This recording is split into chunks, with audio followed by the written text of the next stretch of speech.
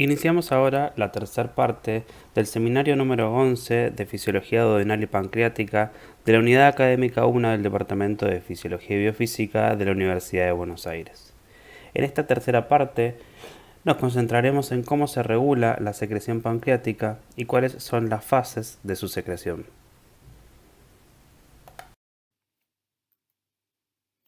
Comenzaremos entonces hablando sobre la colecistoquinina, una hormona que anteriormente ya hemos nombrado también y que es una hormona que se libera frente a la presencia de ácidos grasos o de péptidos y aminoácidos en menor medida a nivel de la luz duodenal. Estos tres estímulos generan un aumento de la producción de colecistoquinina y esta colecistoquinina va a producir una respuesta biológica sobre algunos órganos, entre ellos el páncreas, las vías biliares y el estómago. En el páncreas va a estimular la secreción de enzimas y a su vez también va a estimular el trofismo del páncreas, lo que va a producir una hiperplasia, una hipertrofia y una hipervascularización del órgano. A nivel de las vías biliares va a producir una contracción de la vesícula y una relajación del esfínter de Oddi. Y por último, en el estómago va a producir una inhibición del vaciamiento gástrico como ya vimos en los segmentos anteriores. Fíjense que el nombre colecistoquinina explica en parte su efecto. Colecisto significa vesícula y quinina se refiere a quinesis, a movimiento, por lo cual es una hormona que precisamente estimula la contracción de la vesícula.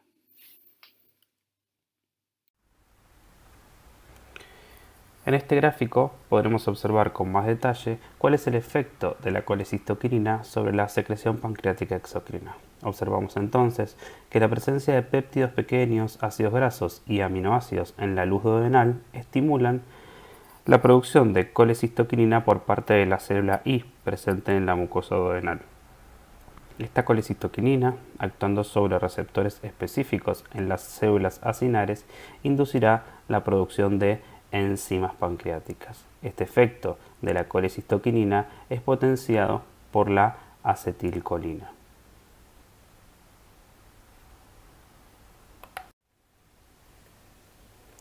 En este gráfico podemos observar en forma simplificada cómo los receptores de acetilcolina y de colecistoquinina utilizan como segundo mensajero el aumento de las concentraciones de calcio intracelulares.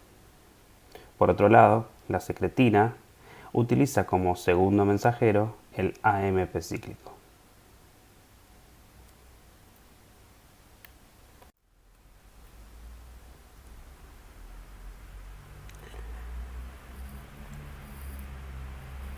En esta segunda ilustración podemos ver en forma más detallada cómo la colecistoquinina, interactuando sobre sus receptores y acoplado a una proteína GQ, estimula la fosfolipasa C, que va a dar origen a inositol trifosfato y a diacilglicerol. El inositol trifosfato induce liberación de calcio del retículo endoplasmático.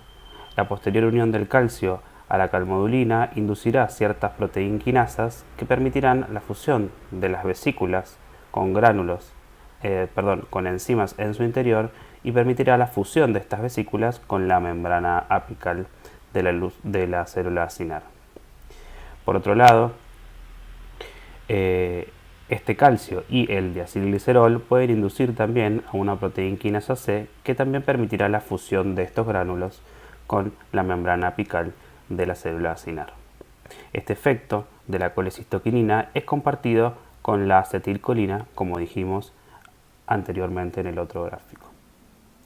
Por otro lado, podemos observar cómo el mecanismo de acción de la secretina es a través de una proteína GS que estimula a una adenilato ciclasa con la consiguiente aumento de la concentración de AMP cíclico y posterior activación de una proteínquinasa A que induce también la fusión de los gránulos. Este segundo mecanismo dependiente de secretina es de mucha menor cuantía y relevancia en la regulación de la secreción enzimática de la célula acinar. Algunos autores proponen también que la colecistoquinina a dosis alta también podría utilizar este mecanismo de acción. Sin embargo, El más reconocido de todos los mecanismos es el vinculado a la proteína GQ.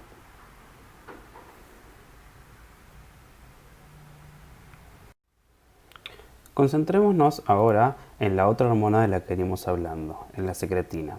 Sabemos que el pH ácido es el principal estímulo para la liberación de secretina, junto con la presencia de ácidos grasos o sales biliares en menor proporción. Todos estos estímulos llevarán a un aumento de las concentraciones de secretina, la cual genera sus efectos biológicos sobre el páncreas, la vía biliar y el estómago. En el páncreas, la secretina estimulará la secreción de agua y bicarbonato, es decir, la secreción hidroelectrolítica, y estimulará el trofismo del páncreas. Sobre las vías biliares, también estimulará la secreción de agua y bicarbonato, contribuyendo con la alcalinización del medio duodenal, y sobre el estómago inhibirá la secreción de ácido clorhídrico, evitando exceso de quimoácido en el duodeno.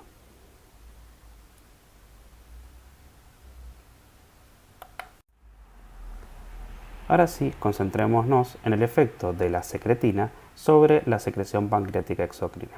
Y podemos observar cómo la presencia de un pH ácido o una alta concentración de protones en la luz duodenal estimularán a las células S duodenales a la producción de secretina, esta actuando sobre sus receptores de membrana específicos, que hablamos en unas diapositivas hacia atrás, actuando sobre las células ductales, producirá un aumento del AMP cíclico, produciendo en definitiva como efecto final sobre esta célula un aumento de la secreción acuosa pancreática con un alto contenido en bicarbonato. Este efecto es potenciado por la acetilcolina y por la colecistoquinina.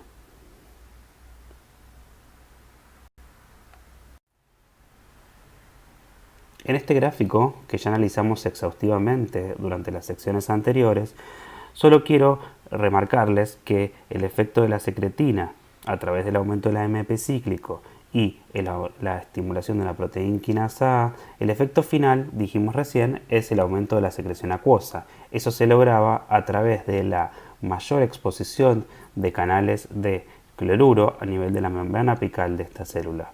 Este cloruro, que aumenta sus concentraciones en la luz ductal, produce un gradiente electroquímico para la salida de sodio por vía paracelular y también atrae agua hacia la luz ductal.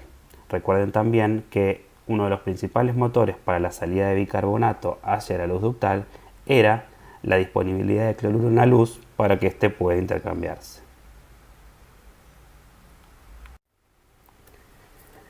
Habiendo comprendido los mecanismos regulatorios de la secreción pancreática, veremos ahora cómo suceden estos mecanismos en respuesta a la ingesta.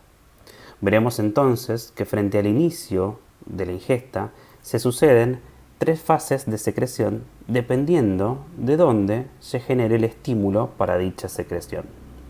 Estas fases son la fase cefálica, la fase gástrica y la fase intestinal.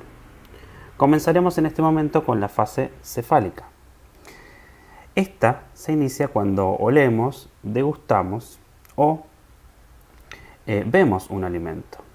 Todos estos actos generan, a través de reflejos condicionados y no condicionados, aferencias hacia el cerebro, el cual mantiene comunicación con el núcleo motor dorsal del vago. Desde este nivel se envían neuronas aferentes vagales, ¿sí?, las cuales, una vez que generen sinapsis con una neurona postganglionar, generará un estímulo de la neurona postganglionar con la consiguiente liberación de acetilcolina como neurotransmisor. Este, actuando sobre sus receptores específicos en la célula acinar, estimulará la secreción acinar pancreática.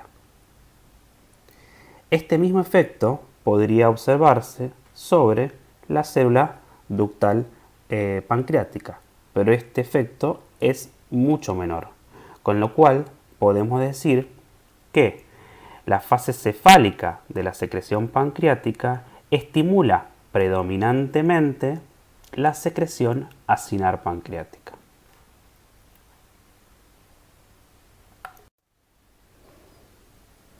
La fase gástrica de la secreción pancreática se inicia con la llegada del alimento al estómago.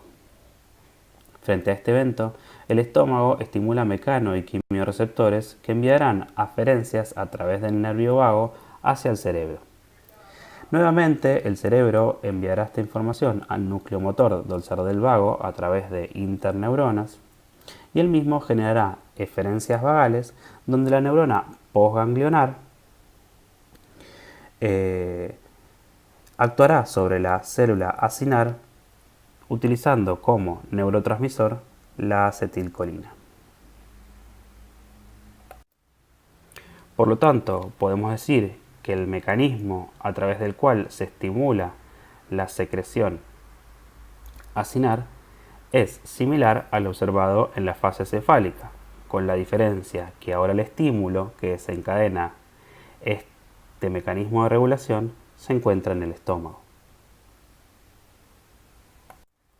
Pero estas aferencias también pueden hacer sinapsis con neuronas postganglionares que utilizan como neurotransmisor el péptido liberador de gastrina. Este péptido estimula a la célula G a producir gastrina y ésta podría interactuar con receptores de tipo CCK2 presentes en la célula acinar pancreática, para los cuales tiene mucha afinidad. Por otro lado, la presencia de proteínas y péptidos en el antro gástrico también pueden estimular la secreción de gastrina con el mismo efecto. De esta manera podemos comprender cómo durante esta fase la secreción pancreática es regulada tanto por un mecanismo nervioso como por un mecanismo endocrino.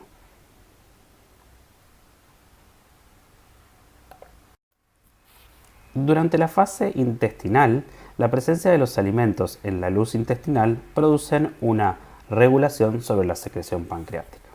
Por un lado, la presencia de proteínas y grasas en la luz intestinal estimulan a las células I a producir colecistoquinina. Esta colecistoquinina estimularía a aferencias vagales con receptores para colecistoquinina, desencadenando un reflejo vagal que a través de la acetilcolina estimularía la secreción acinar y en menor medida la secreción ductal. Observemos cómo, si bien existen receptores de CCK1 y CCK2 en la célula acinar pancreática, como vimos en el gráfico anterior, algunos autores dudan de su rol en la fase intestinal de la secreción pancreática. Esto es, algunos autores proponen que el mecanismo de acción de la colecistoquinina durante esta fase está más que nada vinculado a este mecanismo que observamos anteriormente, que es la estimulación vagal y del reflejo vagal que estimula la secreción acinar. Sin embargo, al existir receptores de colecistoquinina 1 y 2 en la célula acinar, este también podría ser un mecanismo directo. La razón por la cual algunos autores desestiman este efecto directo se concentra en que en modelos experimentales se observó que frente a una vagotomía, es decir, frente al corte o la sección del nervio vago, el efecto de la colecistoquinina se pierde, con lo cual entonces el efecto de la colecistoquinina tiene que estar mediado por el nervio vago. Sin embargo, otros autores proponen que el mecanismo podría ser directo. Es probable que ambos mecanismos contribuyan a la acción definitiva de la colecistoquinina, un efecto directo de la colecistoquinina sobre la célula acinar y otro efecto indirecto a través del estímulo de las aferencias que van a ir por el nervio vago. Por otro lado, la presencia de un pH ácido, ¿sí?, de protones en la luz duodenal estimulará, como vimos anteriormente, a las células S a producir secretina. Y esta secretina va a estimular a la célula ductal a una mayor producción de bicarbonato y de agua, como vimos en las diapositivas anteriores. Observamos entonces que en esta fase el estímulo es tanto de la célula cinar como de la célula ductal, a diferencia de las fases anteriores donde predominaba el estímulo de la célula cinar y por lo tanto de la secreción enzimática del páncreas. En esta tabla podemos encontrar resumidas las tres fases de la secreción pancreática, tal cual hemos descrito anteriormente, distinguiendo de cada una de ellas los estímulos, los mediadores y las respuestas esperadas. Es de relevancia destacar que la fase intestinal representa el 80% de la secreción pancreática.